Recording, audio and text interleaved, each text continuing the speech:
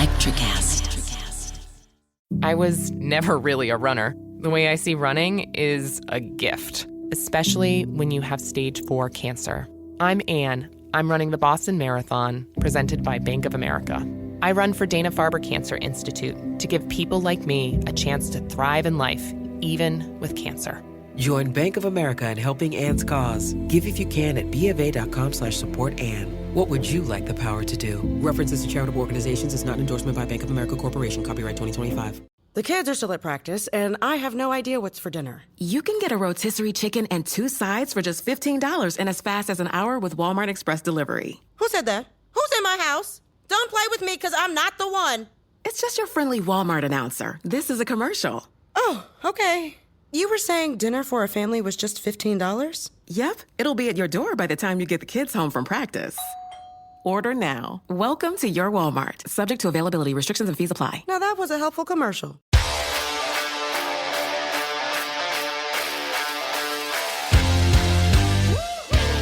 Hello, and welcome into the first ever Check My Oil, the MMA show on MTP, starring and hosted by me, just me, DK Sizzle. I'm the only one. I'm the only one here. The rest of the show, the rest of the group of Missing the Point are fucking Boy Scouts. They like to see sporting athletic men throw balls at each other, but I like that. Don't get me wrong, but I like to see them beat the shit out of each other also. So here we are with our first solo show, with our first MMA show. It's a wild experiment. I called it Check My Oil in reference to the move in wrestling where you put your finger up another guy's butt to give him a fright so you can get out of a grapple, because I find that hilarious. And welcome to the first show. So let's kick things off. We're obviously here to preview the July 4th weekend card from the UFC. It's stacked. I've had some people tell me it isn't stacked, that a lot of the fights are foregone conclusions, and the main card isn't super exciting. The main event isn't super exciting because Izzy's fighting a guy that he should definitely beat. But I'm here to pitch the card to you. I'm here to tell you all about why you should watch it, why you should buy it. And I don't even work for the UFC. I just want you to have a great time this coming Saturday, July 2nd. The prelims start at 5 p.m. Pacific. I go on Pacific. So that's 8, and then 7 o'clock is the main event. So that's 10 on the East Coast. Tune in. It's going to be a good one. Few things before we get into it. I would love to shout out friend of the show, Hillary Rose, who's also fighting on Saturday. She's fighting Cage Titans 54. And you can go on the Cage Titans website and watch the live stream. Watch our friend Hillary Rose go out there and put on a show like she's always want to do. Friend of the show. She was our first ever guest on MTP. So we always love to shout her out when we can. Hillary, good luck. Break a leg. Not yours.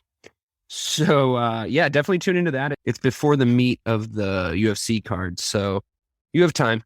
Especially if you listen to this show and you're like, wow, this charming, effete gentleman hosting that MMA show just told us all great bets and predictions and all these awesome things that I took to watching the UFC card. So the least I could do is watch his friend Hillary also fight in a cage match. So, we're affiliated here on MTP, especially on Check My Oil.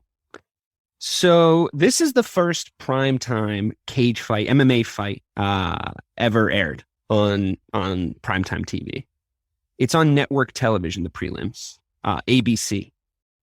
So the channel that aired the Brady Bunch is going to air broken orbital bones and broken noses and popped eyes and eye pokes and gouges and knees and elbows and people trying desperately to separate other people from their consciousness for blood sport and entertainment, which I just don't think there's anything better. I just watched Gladiator recently, and I have to say, closest thing we got to it. Closest there. Are we not entertained? Yes, we are. I have to say, I think the UFC, obviously they're the premier promotion in mixed martial arts, a sport I hold near and dear. I think the reason that they're so good is that they have great matchmaking. Their roster is easy to matchmake with because if they call you up, you're going, you want to go and be in the UFC, that's what you want to do. But they put great styles together. They put great narratives together. They put two fighters together in order to make great fights. And I think they're getting better and better at that as time goes on. I think they're getting more impressive with how they're able to make these barn burners. And with what they had available for this, what I would consider the Super Bowl of the UFC is July 4th weekend. They've always been the kings of July 4th weekend. If you go to Las Vegas right now, it's UFC everything. You know, it might as well be a Mike Tyson fight. Granted, the main event headliner isn't fighting the best, most well-known fighter of his career. But I think Jared Cannonier has things to bring to the table, which we'll obviously talk about at the end. I'm going to go through from the early prelims to the prelims to the main card. And I'm going to give you a few things. I'm going to give you my prediction based on the research I've done. I'm going to give you some smart bets to maybe put down, because I like to do a little wager on these cards here and there. It's volume betting for me, though. It's smart betting every fight. And sometimes smart betting is not betting. It's important to remember that.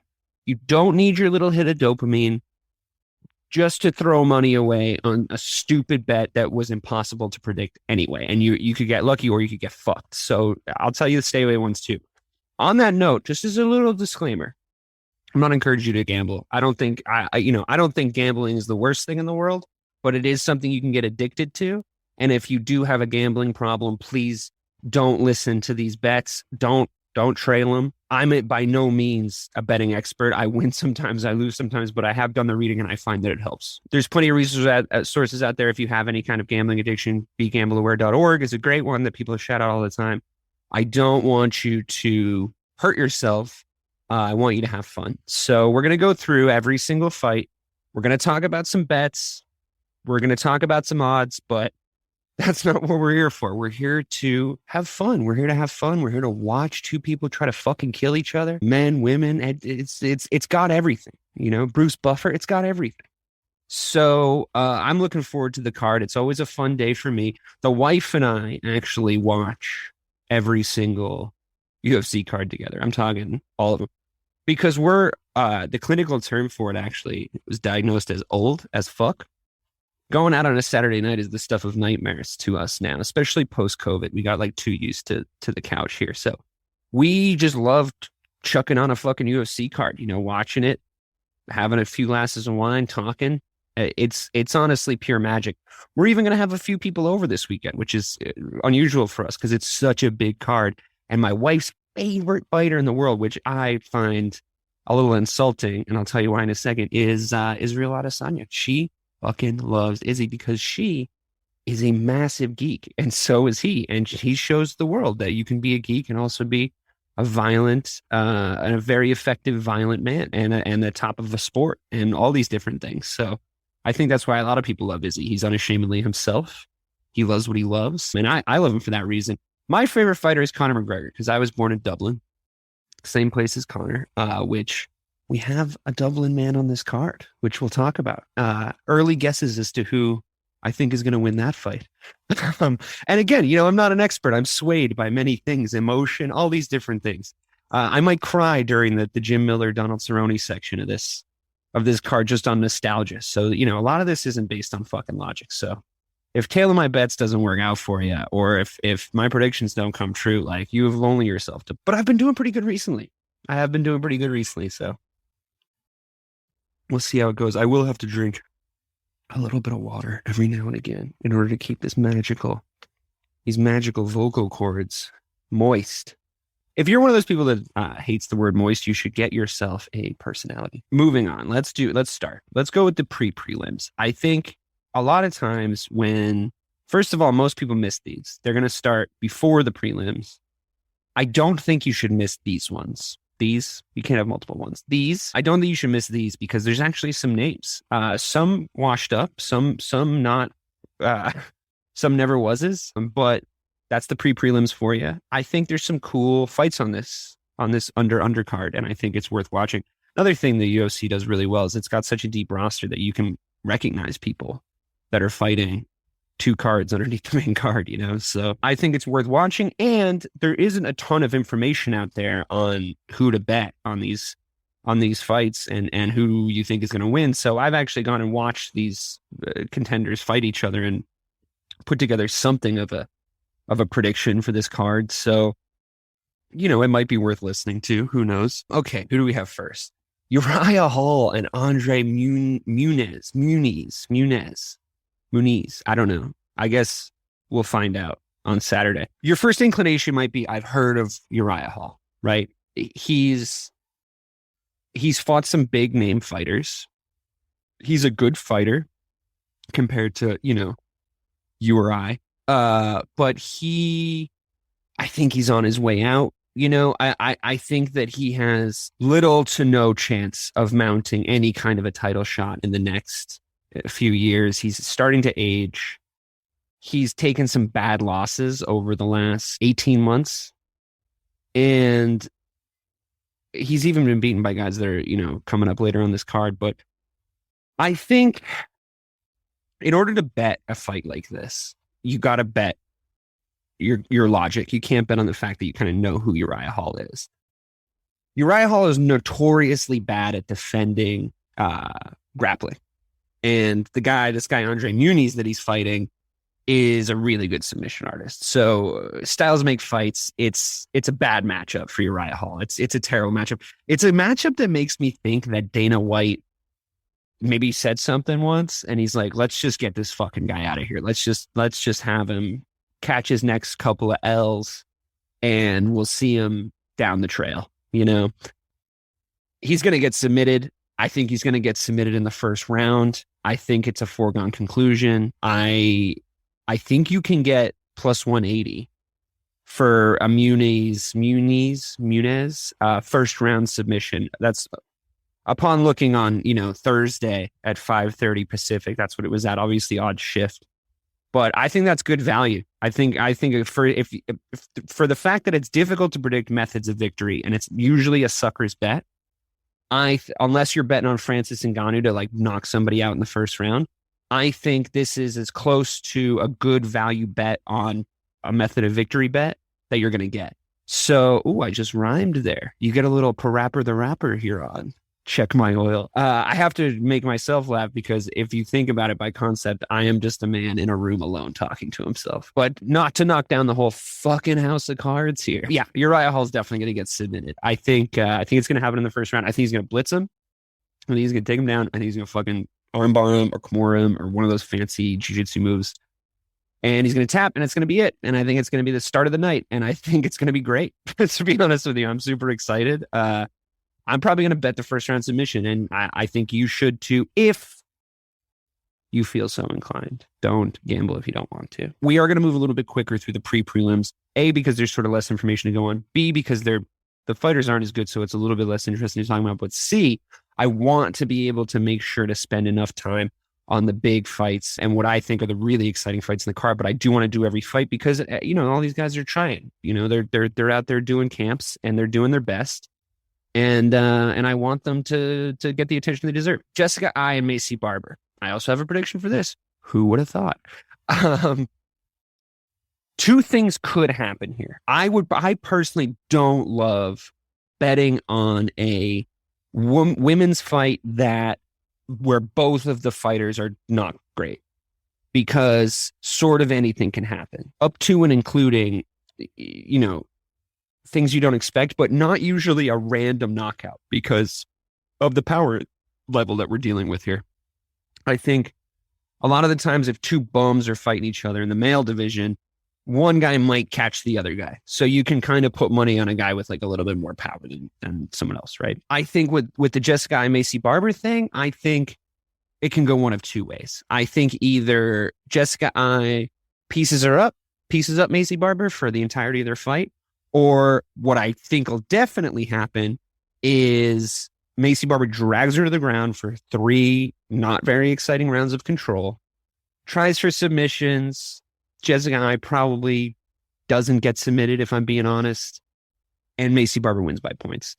You don't get great value on this, to be quite honest with you. And it's like minus 115 or something along those lines for a Macy victory, like a straight money line Macy victory. I wouldn't. I would bet on Uriah Hall to get submitted in the first round, and then I would take a nice relaxing jaunt through the Jessica I. Macy Barber fight. That's just probably what I'm going to do. You want to make that fight more exciting? Go for it. I would recommend betting on Macy Barber. I think she's going to have enough to take Jessica I down. But again, I think both of these ladies are not great. And in relative context to the rest of their divisions, not. I think they're great athletes. They've achieved great things by making it to the UFC even in the first place. But I just, in relative terms, I think they're going to cancel each other out a little bit. I don't think Jessica I is good enough to force her will, or to not get Macy Barber's will forced upon her. But then again, I don't know if Macy Barber's good enough to force her will on Jessica I. So, I don't know. Maybe play a game of FIFA during that one. All right. And I don't mean to come across misogynistic. This is not because they're women. It's because they suck. Okay. Brad Tavares and Dricus du Plessis. All right. This is a fun one, actually. This is basically does du Plessis knock out Tavares, or does Tavares kind of survive and counter, and kind of win the fight on points, right? So your bets here are basically either Brad Tavares wins by decision or du Plessis wins by knockout or TKO. They're usually grouped together anyway. And let's talk about why. So basically, I think du Plessis is not as good as people say. I think if you go on the internet right now and search for reputable MMA websites that tell you who will win this fight, a lot of people are going to tell you it's going to be du Plessis. I did watch a couple of his fights in preparation for this card, and I saw him get volume punched and then knocked out in a championship fight in his previous promotion. And I think there's a reason he's on the prelims. And I think Tavares is actually, he doesn't have a great chin. I will admit that. And I think that's why a lot of people are saying that du Plessis is going to catch him. But I actually do think that Tavares has enough to kind of work the fight. Just work the fight, work the 3 wins. And work the 3 rounds, and just sort of get to the win. I'm going to bet Tavares by decision. I don't have the odds in front of me right now. Here, hold on. Let me pull it up here. You will get, plus 180 on that Muniz submission first round. Is actually lower than I thought. That's kind of weird. If you bet Brad Tavares to win, just to win, it's plus 124. If you bet him on decision, you might get better odds on that. That might not be a bad call. It'll be a stressful one though. You bet on the guy to survive a murderous left hook for 3 rounds. You're sitting there going like, Jesus Christ, don't get hit. I've been there. And frankly, I sometimes stay away from bets just on the merit of how stressful they're going to be to live through. Because I give a shit when I lose my bets. It fucking pisses me off. So I don't know how you feel about it. That's a personal choice. But for me, if I was going to bet Brad, I would bet Brad Tavares to win by decision. However, I can't, because I would just be stressed out that he was going to get knocked out for 3 rounds. So I'm not that confident, if you can't tell. But yeah, fuck it. At this point, I think you're just as likely to win. For me, it's even odds, and you'll probably get decent numbers on a method of victory. So if you wanted to take a bet on this, maybe I'd go method of victory. TKO, KO. For du Plessis, because it's going to be more fun for you to watch. You're going to be there like, come on, man, catch him, and you'll have hope till the end. If he hasn't done it, up until the 3rd round, he might still have it. So a method of victory bet might not be bad here. I'll put it to you this way: if Tavares wins, he will win by decision. If du Plessis wins, he will win by knockout. I think that's definitely true. So whichever one you want to fall on, I would make that choice based on that information, because I really do think that's the case. That is what I'm confident in, and so is everybody else. I'm not the only one saying this. So then we have another girl fight. Yay. I really do think that the UFC, it's ironic that the UFC, run by Dana White, notorious Trump supporter and overall likely piece of shit, is kind of the most inclusive sport promotion, and therefore sport, he'll put women in headliners, but they won't even get Brittany Griner out of fucking Russia. And Dana White's fucking having ladies headline his cards, and doing that made one of his biggest superstars in Ronda Rousey. And if the woman is in any way attractive, all the creepy MMA fans are going to be all over it. So it's a win-win for him. It's just good marketing. But this is actually a good fight. And I actually think both of these ladies are good fighters at 135. Jessica Rose Clarke, who I like a lot because she has the same name as me, even though my name is Dave Clarke, even though she doesnst spell it right because there should be an E at the end. I think her name's cool. She's fighting Julia. I'm messing that up. Stoliarenko. That I didn't mess up. So I think a weird thing is going to happen in this fight, right? All the smart money, which is not why you're here. Okay. This is not the smart money house. This is the let's have fun house. Okay. I'm spending my money in order to increase my fun. I'm not out here to make money. So that's where I'm trying to get you. I think all the smart money says Jessica Rose Clarke wins, probably wins by decision, probably is just a better fighter, probably just wins by points and makes it happen. I think Stoliarenko's got one weapon, and so does everybody else, but I think the weapon's going to work. It's an armbar. And I think Jessica Rose Clarke has the potential to fall asleep and get fucking armbarred. I think she goes a little bit to sleep from time to time. I think she loses focus in the clinch. She loses focus in the grapple. And I think Stoliarenko's going to be able to sneak an armbar in there. I just do. It's another method of victory bet. And I think Stoliarenko by submission. I say go for it because it's the only way this fight is entertaining is if that happens, is if she locks in a cool submission. Otherwise, Jessica Rose Clarke is just going to point her out. She's, maybe she's learned her lesson, getting lazy in the clinch, maybe, but Stoliarenko isn't even that badly outmatched on the feet, to be quite honest with you. I watched her fight against Julia Avila and her fight against Alexis Davis, and I think both times she was fine. Honestly, she was fine. People slotting this as Jessica Rose Clarke is the technical striker, da-da-da. She's going to grapple her better, da-da-da. She's going to clinch her better. Maybe. But I think a fun bet is Stoliarenko in this one. I think she can sneak something in, and I think you're going to get good value on those odds. Moving right along. We're into the prelims now, which is great because there's a really fun one in Brad Riddell versus Jalen Turner. This is a classic example of one guy's the better fighter and one guy is a fucking menace. And the menace is a menace because he's huge. He's got a big size advantage and he puts people's lights out. That would be Jalen Turner. Brad Riddell, he needs to set himself up to basically survive the first 5 minutes. Just get through the first round. And I think then he can move on to win the fight. It's another kind of points versus knockout matchup. And we're starting to see a theme here, right? I mean, I think this is why the UFC brass are so good at matchmaking, because that's a great potential fight for us as fans. We love that. We love what's on the table in a lot of these fights. So this is at 155. I think lightweight's a absolute shark tank right now. I mean, if you don't fight me, it's crazy how much talent is at 155. My guy Connor, I think, is still active. I can just feel MMA fans listening to this show being like, fucking likes Connor, fucking Khabib. Da, da, da. It's dude, I don't give a shit. I'm here to have fun. And he's so much fun. You signed to fight me. It's a payday.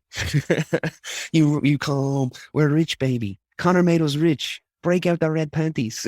So, I mean, what's more fucking fun than that, But I digress. We'll get more into that in the next fight. So I actually think Jalen Turner is going to catch Brad Riddell. I think he's gonna catch him. I think method of victory, first round technical knockout. I think it's gonna be a lot of fun. I'm hoping if I'm right on these methods of victory, there's gonna be we're gonna be on fire through this Brad Riddell Jalen Turner fight. We're still cooking. So yeah, I think it's gonna be a really good fight. For the fans again. And I think Jalen Turner's size is going to pay out. I'm hoping it does. It's going to be great to see somebody get knocked out. So I think TKO, probably first round. But KO, but they usually come in a package deal. Oh, I'm so excited to talk about the next prelim fight. Let's just get right to it. I might have rushed Brad and Jalen a little bit just to get to this. Ian Gary, another Dublin man on the card. His favorite fighter is Conor McGregor. My favorite fighter is Conor McGregor. We should be friends. Ian Gary, we should be friends, man. Let's go to the pub. Let's go to Malahide. Let's go to the pub. That's where I'm from. I don't know what part of Dublin you're from. Probably somewhere cool. He's a Sanford MMA guy, which is interesting. I feel like maybe you would have thought SBG because he's a Dublin guy, but he's a Sanford MMA guy.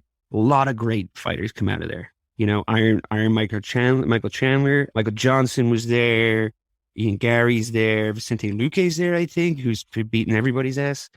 They've got a great roster. I'm probably forgetting like fucking huge ones, but they've got a great roster. And I think the things that people have pointed out about Ian Gary's gaping flaws defensively more commonly than other things, they're just young fighter quirks. And I also think he hasn't really had to do it. He hasn't really had to be defensive because he's been fighting. He became the Cage Warriors champion, same path as Conor, but he was the welterweight Cage Warriors champion. Conor was obviously featherweight and lightweight, first time double champ in that promotion. Actually, was he the first time double champ in Cage Warriors? I don't know, but he was the fucking first time double champ in the UFC, that's for sure. Ian Gary, though, he is a lot of fun. He kind of squeaked it out his last fight against Winks. Squeaked it out by decision. He was just a little bit more technical. He does have holes in his game, for sure, but he's also strangely, for a guy who's with the technical striking that he has, he's more well-rounded in grappling than you believe. This will be a comfortable win. Another comfortable win for Ian. I think he's got a lot to prove after the last fight because I mean, some people, I think my wife included, had Winks win in that last fight on points. So he's got a lot to prove. He's a big prospect. He's 9-0. His nickname's The Future. The parallels to Conor McGregor I've already sort of talked about. He's Irish. He fights at 170, which obviously Conor has wanted to do. He's a big McGregor fan, and he kind of is one of the few people in the MMA community that actually sticks up for Conor. I think it's kind of fun and trendy to hate on him these days. You love a fall from grace, don't you? Don't you? Look at what you did to Britney Spears, you fuckers. Anyway, I don't think it's going to be a good fight for Gabe Green. I think that Ian Gary's going to win comfortably. I think he's going to hit him with some volume. I think TKO second round. Don't bet that, though. Just bet the straight win. Ian Gary for sure. I think you can get decent odds, actually, probably, because his last fight was a bit of a squeaker. So I think Ian Gary, to be honest. I think that's pretty clear. Now, again, clearly fucking bias. Unabashed bias, because he's from Dublin and I want him to win every single fight, and I want the Irish to fucking take over the fight game over and over and over again. It's awesome. It's pure nationalism, and I'm not ashamed of it. For an island of 6 million people, I think we do okay. Anyway, Ian Gary, and I think TKO. That's just me. That's what I'm going to be betting, and I'm going to be probably half in the bag by the time he gets up there, and I'm going to be shouting from the rafters. So let's move on to the nostalgia fights next. 155. Why they even made these guys do their cut to 155, I have no idea. They might as well have just fought at 170. I don't know. It doesn't matter. Jim Miller and Donald Cerrone. This is a kind of a weird rescheduling.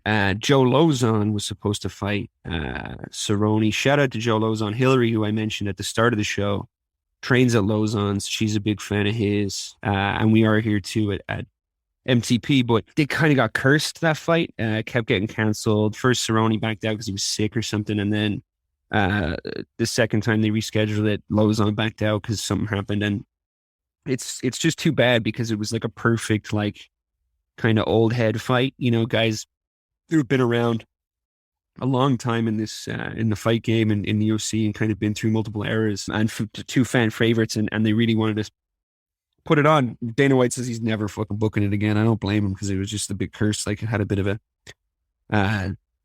Tony and Khabib vibe to it. But he's fighting Jim Miller, which is kind of the same thing, which is great. Jim Miller's kind of having a resurgence. He's found a lot of power in his punches. He's winning good fights. But again, he's been around for a fucking million years. And I think it's going to be cool. It's just that whenever Cerrone gets hit now, anything touches him, his reaction is so bad. He's got a bad poker face. His eyes go. He starts to wobble. His chin is gone. His chin is gone. It's been gone. I think it's that kind of slick. The reason why Donald Cerrone was a fan favorite, if you're sort of new to the UFC game, which no shame in that. We're a very accepting community. Just don't go on Reddit or Twitter. But the cool thing about Cerrone used to be he was real slick with it. His combinations were really, really slick. He was super accurate. He was a really good kickboxer. He was tough. He was an interesting character. He even had kind of moments with Conor that helped Conor kind of rise up as that was happening. He like called him out, and he's a likable guy. Anytime you see him in interviews, I think sometimes the spectacle gets a bit big for him. So like the last place you should have put him was a Conor McGregor fight. But a lot of main events I've seen him in, he sort of wilts. He's better at it in a fight like this. And as much as Jim Miller is probably better at this point in their careers based on what they've done recently, I actually favor Cowboy in this one. I think it's a good place for him to be on the card. I know this is silly, but I know it's not fucking silly actually, because I think it's true. I really like his body language this week. I've watched like a lot of Cowboy Cerrone doing like pre-fight press in my life. And you can sort of tell when he's in his own head and when he does that thing where he like kind of punks himself in the locker room, or when that's coming down the pipe. I think I don't see that at all in this kind of iteration of him. That being said, I mean, I know why people are betting Jim Miller, because if Jim Miller touches him, I think he's going to go to pieces like he always does these days. You know, no offense to Cowboy. I mean, I love the guy, but that's just the straight up truth. But then again, he's going to pieces getting touched by Tony Ferguson, Conor McGregor, Justin Gaethje. These guys hit like fucking howitzers. I'm not saying Jim Miller hasn't found this power, and I'm not saying he can't do it, but I would wager that Justin Gaethje hits a lot fucking harder than Jim Miller, wouldn't you? I mean, that's only to be expected. So I think that the long and short of it is Cerrone's the underdog. So he's got good value. You know, there's a world in which he wins this fight because he's just slick.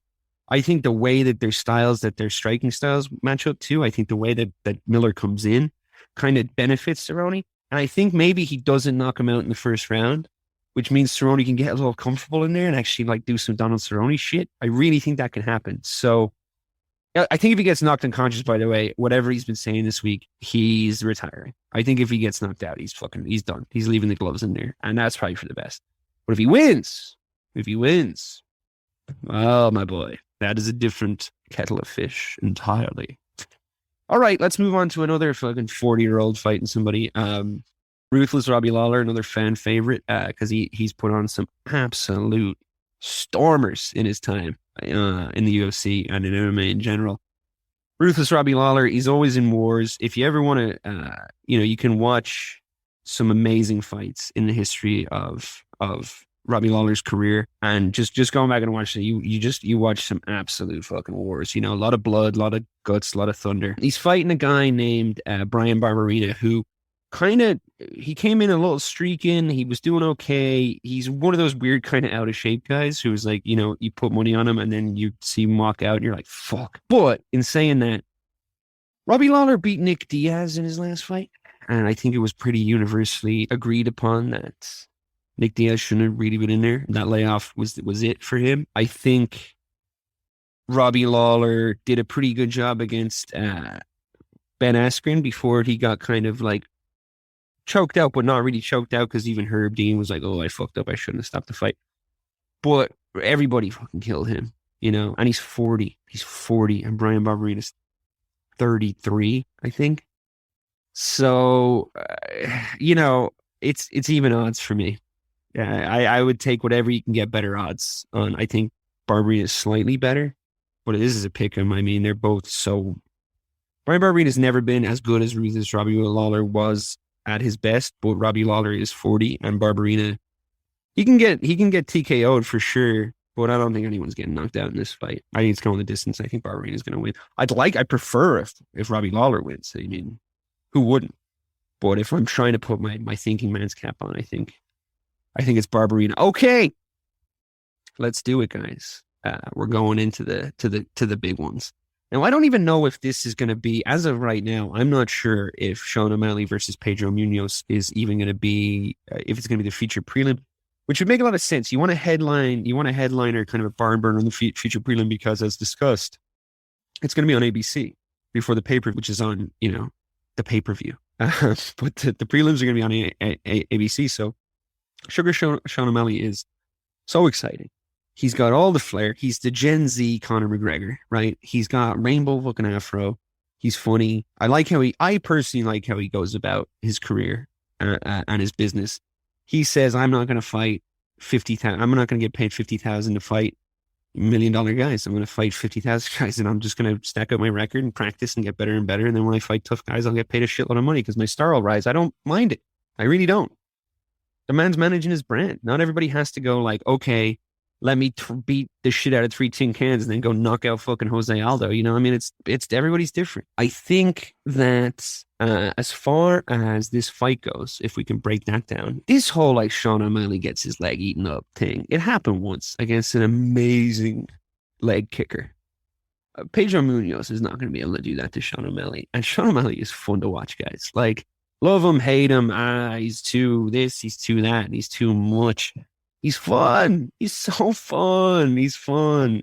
He's fun to watch fight. Forget the hair. Forget the press conferences. Whatever. The outfits. Who gives a shit? He's fun to watch fight. He really is. He's a really good striker. He's super fast. He's got a bunch of weapons in his locker. I think he's going to pull them all out. I think he's going to knock this dude out, to be honest with you. I think TKO gets you plus 300. I take that all day. All day. I think a lot of people are betting on a win decision, which is probably swinging odds, and it could be, you know, I mean, Pedro Munoz is admittedly a step up in competition for O'Malley from the last few guys that he's fought. I think you struggle with leg kicks against one of the most powerful fighters in the division. I don't think that's Pedro Munoz. So I think O'Malley's gonna angle better. He's gonna be more accurate. He's longer. He's fucking longer than everybody in that division. I think it's gonna be the sugar show again. I mean, if we're here to have fun, who's betting Pedro Munoz? You know, who's coming in and going like, oh, I want Pedro to win because he got. It's like, why would you want Sean O'Malley to lose? Like, as a neutral fan, spectator, supporter, whatever you want to call yourself. It's going to be great. It's going to be a great show. I'm glad the Sugar Show's on this card. I like the fact that he has kind of become the perennial sort of headliner of the prelims. He's always on a pay-per-view now. Like he puts asses in seats, this kid. So I think it'll be fun. It'll be a fun watch. You know, he reminds me of the kid in school that was like 115 pounds, but you actually knew he could scrap. And like somebody would call him out and he'd be like, oh shit. So I think it's cool. I like him. I mean, as you know, I'm a McGregor fan. So if you're like one of those fucking Khabib heads being like, well, he always is trying to advance position. It's like, yeah, no, totally. The technical aspects of the sport are really interesting and cool. But I get to talk into this microphone and make fun of you by doing a fucking funny voice. So who really wins at the end of the day? Yeah, Sean O'Malley TKO plus 300 from DK Systems themselves. Sign off on it. Seal it. Deliver it. Post it to your granny. Okay, let's get into this fucking guy. Oh my God. Sean Strickland versus Alex Pereira. Sean Strickland's a massive piece of shit. Like, a massive piece of shit. Like, I'm not even talking like, you might have thought, going down the narrative here, where you're like, he just likes the fun guys. Like, he likes the big loudmouths, whatever. That's not the same thing. It's not the same thing. Sean Strickland is a massive asshole. The shit that comes out of his mouth, yeah, he could kick my ass. Of course he could kick my ass. But everything that comes out of his mouth is fucking vile. And he used to be a neo-Nazi. You wouldn't know that? Look that shit up. He used to be a fucking neo-Nazi. True. I'm sure he's renounced that lifestyle, but like, I wonder what he says with his friends over a few Bud Lights and a fucking barbecue. You know what I mean? I doubt he's walked the path of enlightenment if all the other shit that comes out of his mouth is any indication. He's one of these people, he's like, you know, he has a Twitter with a lot of followers and he fucking says shit on it. I'm surprised he can spell, to be 100% honest with you. Maybe as a ghostwriter, but I really don't like the guy if you can't figure that out. Also, for all of us, for you, for me, for my wife who loves Israel Adesanya, we want Alex Pereira to win because we want Izzy to get his redemption song against him, because Alex Pereira, very interestingly, is a guy who knocked Israel Adesanya unconscious. The man who's undefeated at middleweight in the UFC. Used to be a kickboxer, and so did Pereira. And they fought twice. I think the first fight, Izzy won. I watched it back in preparation for this show. I think he won on points. I think he kind of just had him. Like, I think it's wild that he didn't win it by decision, to be honest with you. I think they should be 1-1 coming into this rubber match. And you know what? Since we're going to talk about Max and Volk after this, they are fucking 1-1 after this. You can put the official records wherever you want. I watched the fight. He won the first fight. He just did. However, in the second fight, he got knocked unconscious badly. He got taken out on a stretcher because this Pereira guy, he's got a fucking mean left hook. And I would sell my firstborn to see him land that mean left hook on Sean. I'm a massive piece of shit, Strickland. I really would. I hate this guy so much. And also, the little inside track on this, everybody talking about how great Sean Strickland's boxing is. It's pretty fine. Meh. I was going to say pretty good, and then I thought about it for a second. I think he's got decent defense. I don't think that's going to do shit against this left hook. I think Alex Pereira is going to go up a level. And I think if you're Sean Strickland, let me put it to you this way. If you're Sean Strickland, if you're listening, sorry I called you a piece of shit. Not that sorry. You are. But if you're Sean Strickland and you're listening, do not try to kickbox this guy. He's going to kill you. Don't actually do try to kickbox him. Please try to kickbox him. He's going to die if he tries to get into a striking exchange with this dude. It's bananas to think that will go Sean Strickland's way. Defense, boxing, whatever. All these buzzwords they're going to throw out at you when you're listening to the the preambles or reading articles or listening to other MMA shows. They're going to tell you his boxing has been actually quite impressive, and this is a title contention bout. Whoever wins this is probably going to fight Adesanya. I'm trying harder to pronounce his name right. They kind of drilled Adesanya into my head, but he keeps saying it's Adesanya, so I'm trying. Izzy. They're trying. This is whoever wins this is fighting Izzy, in my opinion, and in the opinion of most people who are paying attention. So if it's Sean Strickland, Izzy's going to fucking murder him. It's not even going to be close, but a little narrative. We love narrative around here, along with pageantry. I love pageantry of any kind. But yeah, it's got to be Pereira. We want it to be Pereira because that's Izzy's next fight after he, spoiler alert, retains this title. We'll get to that. But I think it would just be a victory for the good guys, for people with morality and some sort of common sense and love for their fellow man. It would be a victory for all of us if Sean Strickland got separated from his consciousness on Saturday night. But it would be a victory for us as fans too, because that is just a more fun fight. Pereira versus Adesanya 3, technically. It's just a more fun fight to watch. That's what I want. I want that in my life. So I really need Sean Strickland to not, because the only way he wins is if he just grapples him, because he's a better MMA guy. And he tries to survive and wins on points. And it's that's who Izzy deserves better than that, if you ask me. I think Pereira hopefully goes up a level, like I was saying. I think hopefully he's got some decent defense. I hope he doesn't get smothered. I hope he creates angles. I hope he sets up his shot and doesn't chase it. And I hope he knocks Sean Strickland out. I hope it with all my little heart. I really do. Strickland is a really good ground striker, so I'd be nervous if he gets Pereira onto the floor, but Pereira's really strong. I'm hoping it, but I'm also thinking that's what's going to happen. It's my hope and my thought, if that makes sense. I hope it does. I think it does. So yeah. So then obviously whatever happens with the Izzy fight, we'll talk about. But Strickland boxing, what's he gonna fucking do? What's he gonna do to Adesanya? He's not gonna do anything. So he'll do nothing. So that's kind of all I have to say about that fight. I will be vehemently cheering for Pereira in this fight because I think Sean Strickland is a massive piece of shit. All right. Max Holloway versus Alexander Volkanovski. Dose. Oh my. No, sorry, Trace. Oh my God. What am I saying dose for? The reason why is because I feel like the first 2 fights are so fucking weird. So they're fighting for the third time, obviously. That was a dumb mistake on my part. It doesn't mean I'm dumb. It means the edible just kicked in. So I guess it does mean I'm dumb. Max Holloway, I think, won the second fight. I think I'm one of those people. I think there's a lot of those people out there, namely anyone who watched the second fight.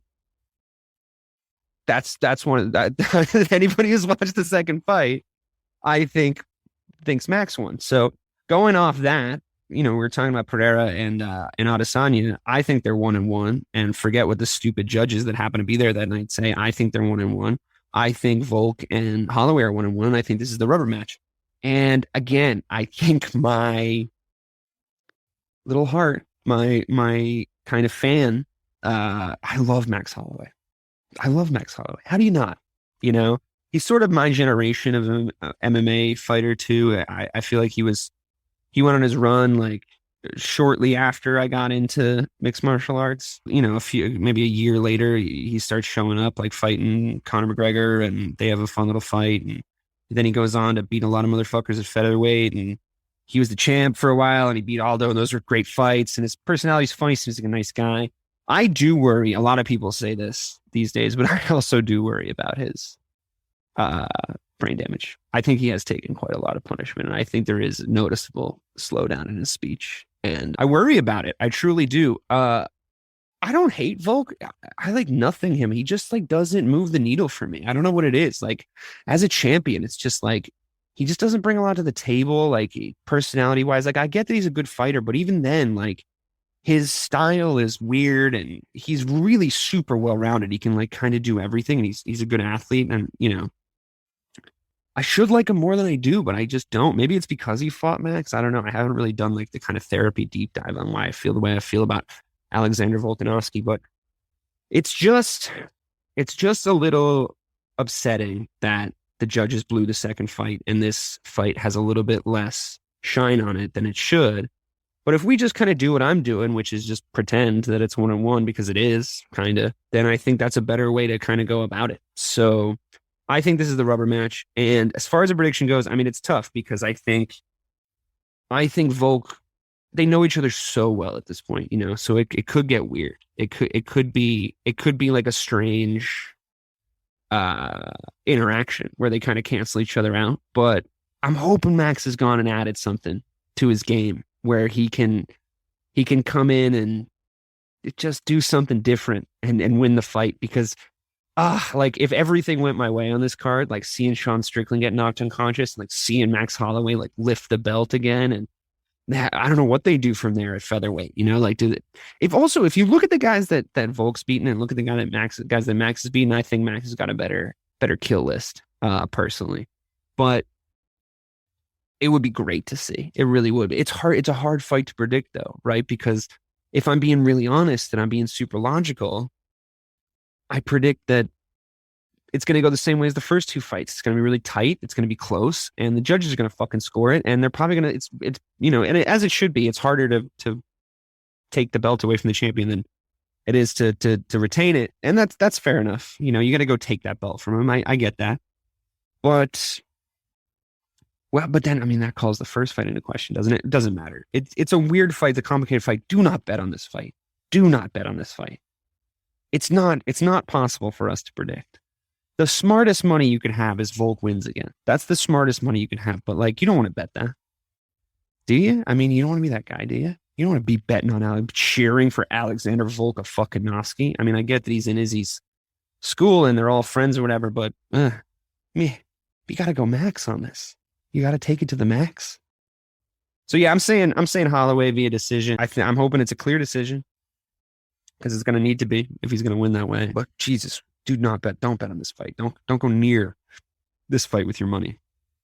Whatever you do, I've just saved you money there. Whatever happens on fight night, I've saved you money there. So you're welcome in advance. Okay. Lastly, but certainly not leastly, we have the main event of the evening. Israel Adesanya undefeated at middleweight, although he says he doesn't like it when people say that, because he doesn't mind that he went up to 205 and sort of miscalculated his weight and lost to Blachowicz. He doesn't mind. That's okay. People lose. He says it's not boxing. You don't retain your perfect record in the sport unless you're like a little bit of a pussy and you kind of pick your fights and then you get out early. You know who I'm looking at. And then I think I respect that. It's like, yeah, he dared to be great, didn't he? He dared to move up in weight classes and try to become a champ. There's only one other person that's done that legitimately. Cormier, John Jones had his fucking number and he popped. So that's why Daniel got the second belt. Well, I guess it was the first belt, but that's why he had that belt. And because John Jones owned the light heavyweight division at that point, owned it. And he would probably, if he was at this build now, I'd say he'd beat Cormier again. He always did. So that's illegitimate. And there's not enough people to fight Amanda Nunes in both of those weight classes. So yeah, no shit. She won both. There's been one real champ. We all know who that is. It was very impressive to move up and beat a guy like Eddie Alvarez the way that he did. And it's really hard to do. is my point. It's super, super, super hard to do, especially the jump between 185 and 205. It's a big weight jump. That's big. And it looked every pound that much of a weight jump when Izzy fought Blachowicz. I mean, it just did. He miscalculated. He didn't put enough muscle on it. I think he thought he could just out kickbox the guy because Blachowicz is he's a kickboxer. He's a really high level kickboxer. But Blachowicz was like, no, I'm not doing that. I got 20 pounds on you on fight night. I'm putting you down. It was a mistake to do what he did with his weight. He lost it. He lost the fight. I wouldn't want to see him go up unless he could put a shitload of muscle mass on. I wouldn't want to see him go up to 205 now with what's his name with the ponytail up there now. He's scary. I wouldn't want to see that. It'd be cool. I mean, I'd buy the pay-per-view. Don't get me wrong. But just as an Izzy fan, I don't know. I don't know if I would love that. But I digress. He's fighting Jared Cannonier, who is, for all intents and purposes, a good fighter. It's just one of those situations where he's beaten everyone to the point of it being even a little embarrassing, Paulo Costa. Robert Whittaker, it's kind of a Max and Volk situation, except that he clearly won the first two. So it's like they were even reticent to put the third Max and Volk fight on because it was 2-0. But because there was enough controversy around it, the second one especially, they put it back on. The Izzy versus Cannonier fight, the Izzy versus Whittaker fights, he clearly wins. So there's kind of a camp, I think, saying like Robert Whittaker is like his best option, is the best guy to challenge him. We've read that book, we've seen that play, we've listened to that record already. It's good, but it's played. It's been played. It's been read. It's been found wanting. And I think that's the situation we're in with Cannonier coming in. I think he's a good fighter. I think Izzy sort of blessed him with the fight. I think he saw him put a few wins together and said, like, those are impressive wins. Give him the title shot because there isn't anybody else. I've beat the shit out of every other middleweight. He just has. So I think that's why you're getting a lesser kind of known guy. That being said, I mean, Cannonier is no slouch. He's a good fighter. His style is not going to work for him in this fight. He's a square shoulder, walk forward, be more powerful, put guys up against the cage type guy. He might get lucky. He might catch Izzy breaking off the cage and going on an angle. He might catch him with something. I'm not saying that won't happen, but there's no value to betting Israel Adesanya, and I cannot advise you to bet against him. You'll get great odds. You'll punch the number into the little, I want to put this amount of money on Jared Cannonier because the odds are so, and you're like, that's how much money I can win. And there's a reason for that. It's because it's not going to happen. To go further, it's not going to happen, but it's going to be the kind of victory that like Adesanya fans love. Like, I do think that people sort of criticize him for like how he's won in the past because he does guarantee his victories. Like, he just makes sure, like, he goes in and he goes like, all right, I can beat the fuck out of Paulo Costa. All right, I can knock out Robert Whittaker. Like, I've got the size on him. Sometimes I will admit the fights, he just sort of wins them. He just kind of point fights guys and he wins them. I don't think that happens very often. I think he did it with Silva because he respected Silva. I don't think he wanted to go in there and like fucking destroy him. I think he was like, this is kind of an exhibition. Say what you will about that. I mean, if you spend the $75 or however much it is now, that's going to annoy you a little bit, I would imagine. But, I respect in the grand scheme of his career. He's not out there to try and get knocked unconscious for your entertainment. He's out there to try to win because that's what success is. I think he's going to beat Cannonier in a really entertaining way. Like, the way that he's longer than him, he's stronger than him, he's faster than him. I don't know, maybe he's not stronger than him. It's not going to matter. I think he's going to piece him up. Like, I think he's going to be scoring points. I think he's going to hit him with some flourishes. I think it's going to be a lot of fun. I think he's going to talk some shit while he's beating the fuck out of this poor bastard. He's kind of made that prediction too. Like, he said, like, I'm going to really beat this guy's ass. Like, I respect him. I even like him, but I'm going to beat the shit out of him. I think he knows he needs to put on a show after the last fight. And I think he was saying he's going to submit him. If you want to put some crazy money on put Izzy by a submission, because Izzy is the one who keeps saying he's going to do that. He's like, I might submit him. I might do it. I've been working on it. I mean, that's confidence. That's a lot of confidence right there. I wouldn't want to really see him roll around with Cannonier down there, to be honest with you. I want him to just come in and put on the Israel Adesanya show. I want him to be the champ again. And then hopefully, if the rest of the narratives work out, Sean Strickland loses in dramatic fashion, and it sets up a title bout for a real title contender in Alex Pereira. And I think, as much as like that main event might be a little bit of a foregone conclusion, I really do think it's going to be entertaining how he does it. So I recommend watching the fight for that reason. I think there's a ton of unanswered questions in Volk versus Holloway. So I think that's another great co-main event for you to watch. I think that puts asses in seats. I think Pereira and Strickland is going to be awesome, however it works out. I think it's a great fight, and you really could see like an honest to God Nazi get knocked out. So that's cool. Who doesn't want to see that?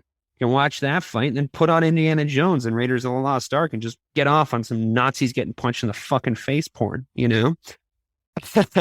Otherwise, all the rest of the fights are cool. I mean, we've gone through all of them now, and I think they're like a lot of fun. It's a fun card. Have some friends over to your place, order a few pizzas and some Diet Dr. Peppers, sit your asses down in your favorite ass groove of your couch and buy that pay-per-view. Or steal it. I don't give a shit. I don't work for the UFC. Steal it. I don't give a fuck. Yeah, that'll do it. We've done all the fights. We went through all of them. Real refresher. Please do watch Hilly Rose on Cage Titans on Saturday. Cage Titans 54, I believe it is. And hopefully she wins. We're all pulling for you here, Hill, as always. And next UFC pay-per-view, you can hear back from me, DK Sizzle, on this wonderful new show we're calling Check My Oil. All right. Have yourselves a wonderful 4th of July weekend. Hi, I'm Sherilyn Fenn from Twin Peaks. What did you do on your last Saturday night? Did you hear something? Toilet paper. There's none. Nada. The reserves have gone dry. People are hoarding it. I should have done that. They're all out of hand sanitizer at my Target. Mark, when did you last watch the news? We are getting reports of forced quarantines in China, Japan, and now Italy. You're cutting onions in half and putting them around your apartment. Yes, exactly. It kills the COVID. Excuse me? Let's go. Let's go. Get in. Vamos, rápido. Have you ever driven one of these? Never. I'll drive, ladies.